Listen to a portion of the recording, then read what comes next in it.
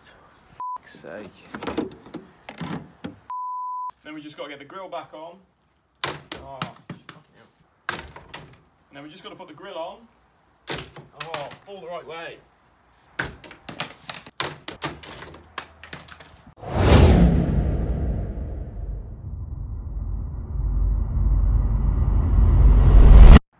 What's going on, guys? Now you'll probably remember in the last video we changed out a faulty blower motor and a faulty resistor that was stopping me getting any like heat or any sort of fans at all really inside the car. I mean, I could get it on number 4, but it made a hell of a racket. So we fixed that, and then finally I thought I'd be able to, you know, drive around in some sort of comfort and actually, well, maybe be warm for a change, because I mean, as you can see, it's winter. But sadly, that's not been the case. For some reason, this car just doesn't get up to temperature, and I think I know why. So let's go get this car in the air and see if we can finally get me some heat inside this thing. Now, what I think has happened is I think the thermostat's faulty. Now, the thermostat is located underneath the power steering fluid reservoir, slightly behind the inlet manifold, but apparently you can access it from behind this headlight. But before we can remove the thermostat, first of all we need to drain the coolant. So there's no drain plug on one of these, so you just have to take off the lower radiator hose, which is on the driver's side. Normally it's like a spring kind of clamp that you'd need a proper pair of pliers for, but I actually had to drain the coolant out of this probably about 4 weeks ago. So when I did it, I broke the clip, so now it's just got like a Jubilee clip on there, which I can just undo with a screwdriver. So I'm just going to undo this and then catch all this coolant in a nice clean bucket, because like I said, I only replaced this about 4 weeks ago, so I'm a bit reluctant to just put brand new coolant in it again. I know a lot of you will probably have a bit of a stress and a meltdown if I reuse coolant that I've already taken out, but like I say, I've already done this once and I don't really want to have to, oh no. Yeah, I don't really want to use all new coolant again. Now, everyone who does videos on this is normally pretty good at saying, but anytime you're draining coolant out your car or filling your car with coolant or whatever, just make sure you catch as much of it as you can, because this stuff is toxic to animals. We've got a cat and there's various other animals like around. Like, I'd hate for them to get sick or worse, die from drinking this stuff. Draining away. I'll try and catch as much of that as possible. I mean, as you can see from the colour of it on this piece of wood I'm lying on, it's pretty fresh, like it's pretty much brand new. I'll see what the condition of it's like in the bucket. If it is dirty, I will just replace it. But we'll let that drain. I think if you let the coolant reservoir cap off as well, that should help it all drain a bit more. I'm not looking to completely flush the system. I literally just want to drain it enough that I can, you know, remove the thermostat without coolant dripping everywhere. If you are doing this yourself, it's a good time to change the coolant if you haven't changed it in a while or before, or you don't know when it was last changed. So while that continues to drain, I am going to go and just mop this up, because like I say, it's toxic to animals. And yeah, you might think, yeah, there's a lot of stuff that is toxic to animals and they tend to just stay away from it. But no, apparently coolant, I mean, if you smell it, you kind of see why. Apparently it tastes sweet to animals, so that's why there's quite a lot of warnings about it. The last thing you want to do is harm the environment or animals or anything like that. You know, we want to do these things responsibly. Now, I live in Wales, and normally here in Wales we're pretty good at recycling. We have loads of different recycling bins for all the different, like, plastics, cardboard, paper, you name it. We've got like a different bin for all of them. I know it's different in other parts of the UK, but anyway, what I'm trying to get at is, we seem good at that sort of stuff, but I recently tried to take some coolant, some brake fluid, various other like automotive fluids and stuff. Engine oil we're alright with, I know where to get rid of engine oil, but there doesn't seem to be anywhere around me, or that I found anywhere I can contact and how to dispose of these things. So if anyone can tell me like where you can go to dispose of, like I say, brake fluid, coolant, you know, other things like that, like stuff for cars, then please can you let me know, because like I say, I want to do things responsibly. I know garages have ways of doing it, but I don't just want to rock up to a garage and say, hey, can you dispose of all this for me, because I'm not paying for them to do it. But anyway, I just if someone could let me know down in the comments like where you dispose of them sort of things, like that would be great. Anyway, let's get back on with the car. Okay, so I'm just going to go ahead and stick the bottom radiator hose back on because, like I say, I'm not interested in doing a full coolant flush on this thing. I did just want to dry off, you know, as many drips and whatever as I can, just to stop stuff like falling on the ground when I'm done, because once again Captain Planet wants to save the animals. Okay, so the next thing to do is to remove this headlight, but before we do that we need to remove the grille. There we go. Right, and then the headlight should be 3 T30 Torx screws. This one behind the part of the bumper there, it's quite tricky to get to. You can get Torx bits that are like, it's like a ball on the end but still a Torx. It's kind of hard to explain, but it makes it really easy for getting off screws that are like at an angle. There we go. So that's those 3 out, and then it's pretty easy to get to the headlight out. Right, so that's that out. Oh wow, okay. Okay, so it might be quite hard to show you, but the thermostat is in here. You see these hose clamps? Those 2 hoses run to the thermostat. I know you can't really see that very well, hang on. There you go, you might be able to see a bit better now. I'll move that out of the way again. That is the thermostat housing that they plug onto. So I guess I need to remove that. Oh, sorry, that might actually be the thermostat. I'm not entirely sure, but it is in there somewhere. So yeah, I'll try and get those hoses off and see what I can find. So I mean, I'm just going to dive in with a pair of pliers and see what I can realistically undo. I might come unstuck there, you know. There's no way that I'm getting to those clamps. Okay, so it's been a couple of days. I didn't manage to get this all done in one day because them hose clamps, there was just no way I could get to them. So I've been waiting for this. This is a pair of hose clamp pliers, believe it or not. I don't know, maybe you guys have seen one of these before. I think it's pretty cool.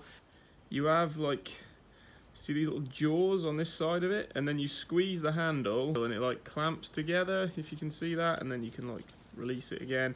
So yeah, the idea is if you can't reach the clamp, you kind of fish this down inside the car and you should be able to release them. So I'm going to try it. I have actually managed to wiggle one of the clamps loose. I don't know if you can see, of those clamps in there, the more like silvery looking one, the less rusty one, that I've moved that down. You can just about see where it was. So I'm going to have a go at this rusty one below it. So I'm just going to feed this down in from the top. Yeah, okay, so I've hooked that on the bottom, and then, right, so that's on there. And then I'm just squeezing the handle, and then that releases that. And the good thing about these as well, they lock in place, so I should now just be able to grab hold of that and wiggle it off. Well, while the clamp's still like compressed or whatever. Right, okay, so the clamp is free. I think I'm going to take the tool out, so I'm just going to release that.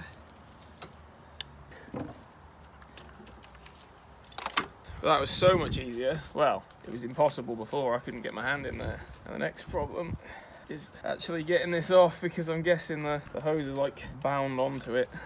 Okay, so I think I've managed to get the hose moving. That hose is coming now. I've put a bucket back under this because chances are some coolant's probably going to come out of here when this pops off. There's a little bit of coolant dribbling out of there. Hopefully that's gone in the bucket. Okay, I think I'm finally getting this other one moving as well. Yeah, there we go. I'm guessing some coolant's going to fall out of here when I pull this off, which I'm ecstatic about. And now, hopefully, I can see one of the bolts. I can see 2 of the bolts.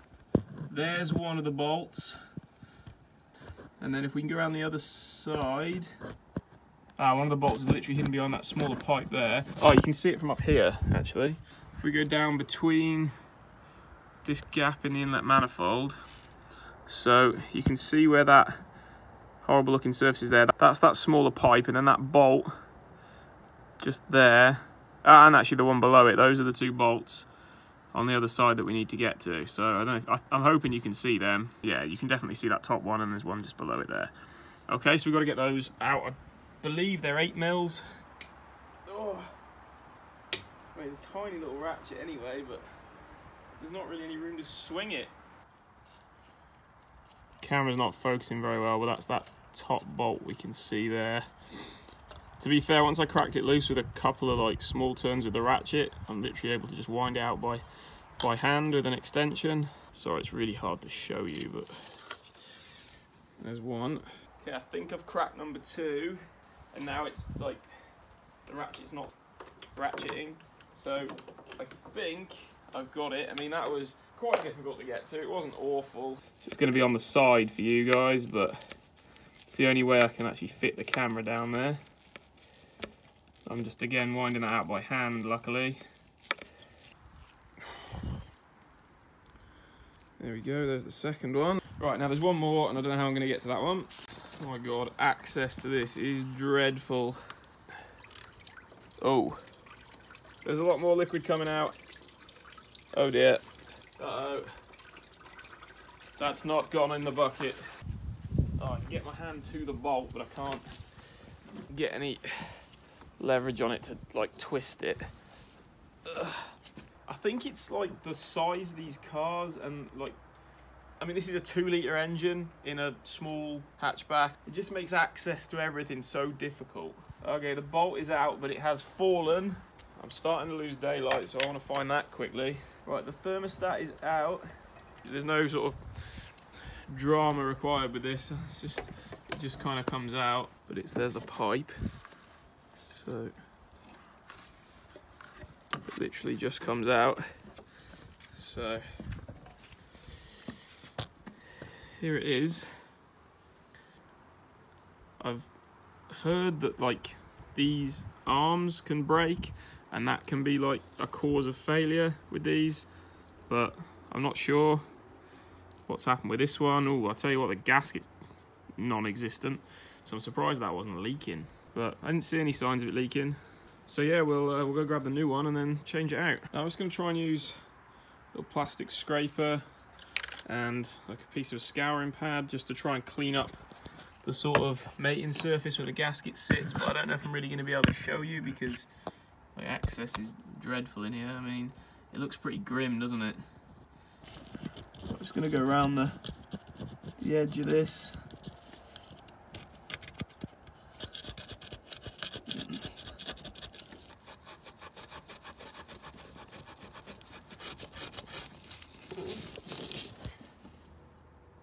Here's the new thermostat.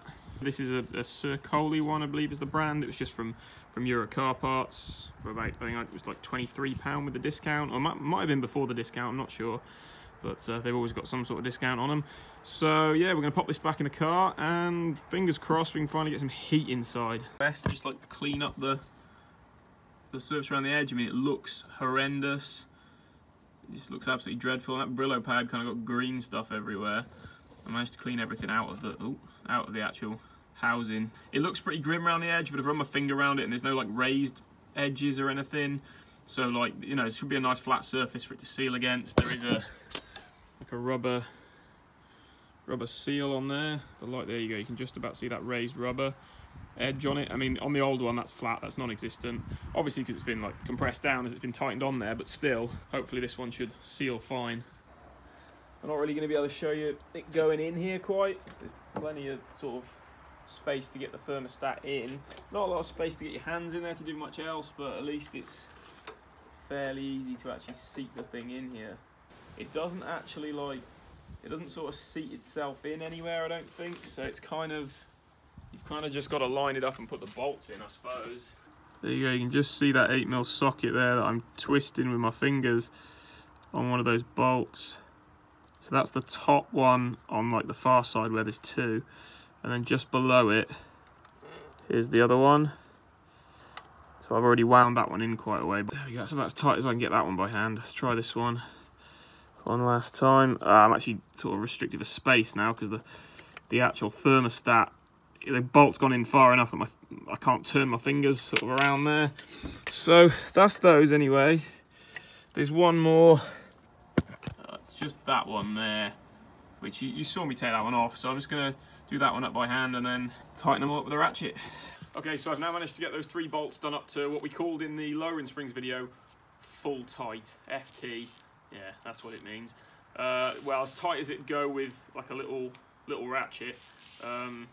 But you know, it was pretty tight. Like, I was more worried about the teeth on the ratchet stripping out. I actually managed to get quite a lot of torque on those bolts. It was easier to like do them up because I was pulling the ratchet towards me rather than loosen them because I was pushing it away. So, you know, I think that'll be fine. I don't think that's going to leak. Fingers crossed it doesn't, because I don't fancy doing this again. It's taking a lot longer than I thought it would. I mean, it's going dark now. Luckily, I've got a big light outside and there's a light on my camera, but the lighting's not great. So I'm going to try and whiz through it, get it all back together, and fingers crossed it isn't going to take too much longer. Next thing really is just to get those hoses back on. Hopefully that tool will come in handy to get them on. I'll show you as much as I can, but it'll probably be from a distance, because I mean, you've already seen me take it off. It's literally just the reverse putting it back on. So let's get that done. Oh, for fuck's sake.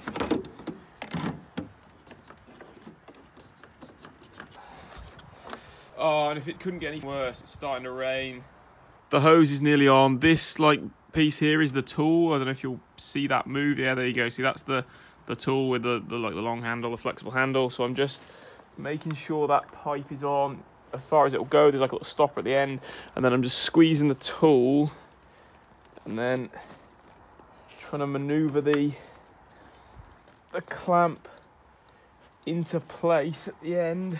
Okay, quick update. I mean, it is dark now. I've got that smaller hose back on and the clamp on. Now I just need to get the big one on there, put the clamp on, and then I think we're done, really.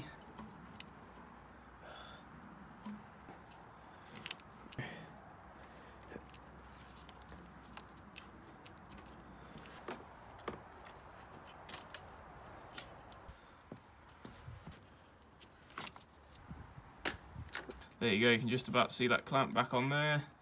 Yeah, that was that. That tool came in handy. I wouldn't have been able to do that without it.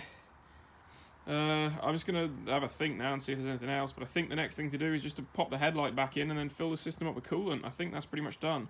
And then we'll turn it over and check for leaks. That's pretty much it. I'm going to go ahead and fill the coolant reservoir before I go and put the headlight in, because with the headlight out, at least I can sort of look in there and check for leaks, because the headlight can go back in whenever. They're easy enough to take in and out. So let's fill this thing up with coolant, start the car, check for leaks, and then fingers crossed if there isn't any, we can put the headlight back in and we can go for a drive and see if it gets warm, because I'm going to need it. It is freezing out here, freezing.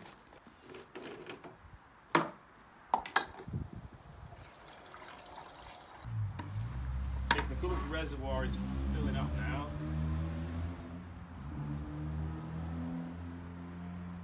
I don't know if you can hear that, but that car going down there sounds horrendous.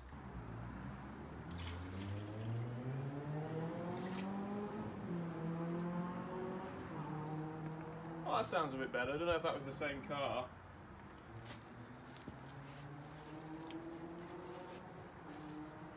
Jesus, whoever it is, he's going for it. Or she. Not judging. So, we're filled up with coolant. We're a bit high. The level is a bit high. I don't know if you can see it on there because the bottles are dirty on the inside, but with the coolant, you know, the level's up to here. But once we start the car, that'll go down. So I've just been sort of checking in here where the end of that hose is, just to see if that's like wet at all. I mean, that one looks okay as well. I'm not expecting to see anything around the thermostat until we start the car. Right, I had a quick look down the bottom of the lower radiator hose for leaks, but we'll start the car and see if anything changes when it's under pressure. Right, we're gonna put the fans on, whack it up to hot. Right, so and now I suppose just a case of checking for leaks. Okay, so it's been about 5 minutes. I'm just going to come and check again. Sorry again about the noise of the engine, whether you'll be able to hear me or not. But we're just going to do another check in there. And that all looks good. There's no sort of clear leaks down here. Let's just check. No, that's actually looking pretty good. So that's fine. It's not leaking, which is the main thing. Now let's check in here. So we're not halfway, we're a quarter of the way there after about 5 minutes. So okay, so it's been about another 5 minutes. One thing I did forget before, I didn't put the coolant reservoir cap back on. So I did that just after I stopped filming before, And like I said, it's been about 5 minutes.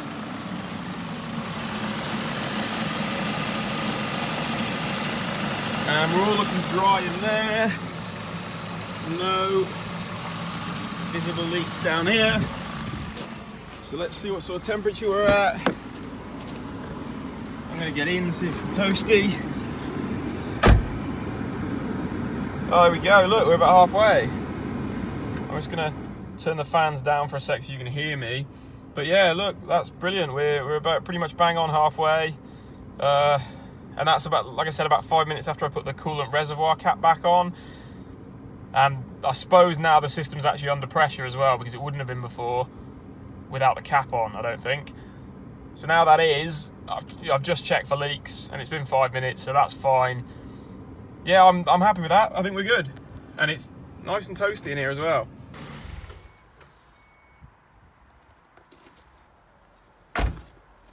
Well, there we go. That's that done. Nothing's leaking. It's nice and warm in the car. I think that's pretty much it. Oh, it got up to temperature in a decent amount of time. So I'd say that's a success. I'm just going to quickly whiz and get the headlight back in.